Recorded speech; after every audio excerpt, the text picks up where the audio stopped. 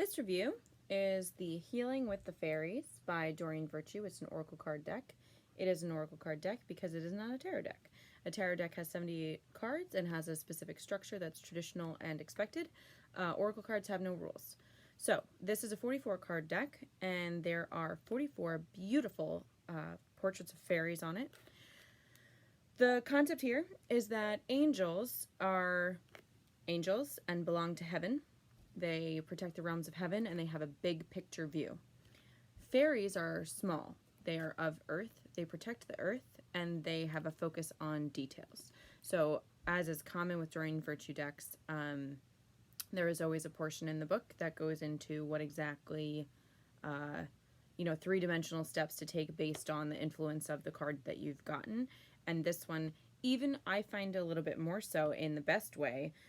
They only ever say beautiful things, and it's always right on. So the fairies, one of the things I love most about this deck is I think that sometimes with tarot cards, there is an opportunity for readers to see the cards and read them in a very self-judgmental way. I'm very against people being judgy of themselves, especially when using any kind of card reading situation, only because you are meant to be getting insight for your highest good, and you should not be judgy. Just don't be judgy of yourself. You are on a journey, and you're here for help. That's what you're coming to the cards for, and don't be judgy. I feel like these cards leave no room to be judgy, and that's why I love them so much. The backs of the cards are charming. I don't think they have, no, they don't have anything crazy, like there's no gold siding or anything, but they are beautiful. Even the backs are beautiful.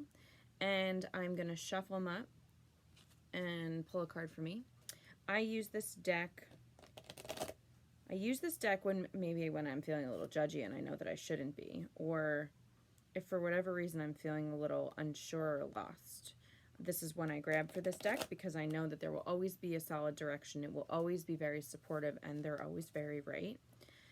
It's a very powerful deck. I know that I connect very deeply with the fairy realms, but I really feel there have been many times when just thinking about this deck makes me feel like there are fairies in the room with me, which is pretty cool. It's pretty cool to feel that way. Oh my god. Best card ever. So, the card we're pulling today, and my face in your face, is Happily Ever After. You might notice the unicorn. You might notice the adorable dude. Like, how can we be sad about this card? There's no being judgy. The worst I can come up with is that I'm a unicorn, and let me tell you, buddy, that's not a sad thing. So, this is why we love this deck, the Happily Ever After card. We're just going to jump right to the book. I want you to get a flavor for how she explains things. Hold on one second. Happily Ever After. The card meaning is a happy outcome is assured. Release any anxiety and feel secure that everything is resolved in the end. And so like the top portion there is the meaning. And then there's this like kind of more information, and then you have your affirmation at the bottom, which is always great. I love the affirmations, especially. I tend to sometimes, if I'm pulling multiple cards, I'll write them all in my journal so I can read them later. And then when I read them later, it's still the same message back to me, which I love. So this message is, this is a reassuring card signaling that the movie you are currently starring in has a very happy ending. Situations that appear sticky are miraculously resolved. Misunderstandings are forgiven. Mistakes are forgotten. You are urged to stop worrying about the future, as your fears could be self-fulfilling in a negative way.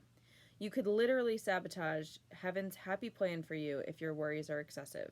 So go outside in nature and ask the fairies to help you rejoice in the perfection of creation. Your joy renews your faith and ensures the happy outcome that is in store for you. The affirmation is, everything is divine and perfect order right now. Is in divine and perfect order right now. This is why I love this deck. Because happily ever after, man. Like, how much more could you ask for? These cards feel happy. They always make me smile. A card that I often pull is the beauty card, which blatantly says spend money on making yourself feel beautiful. Which is always really great to be told. Sorry, the Oracle cards told me I should go buy something to make myself feel beautiful. So I love this deck. I would love to pull from you from this deck.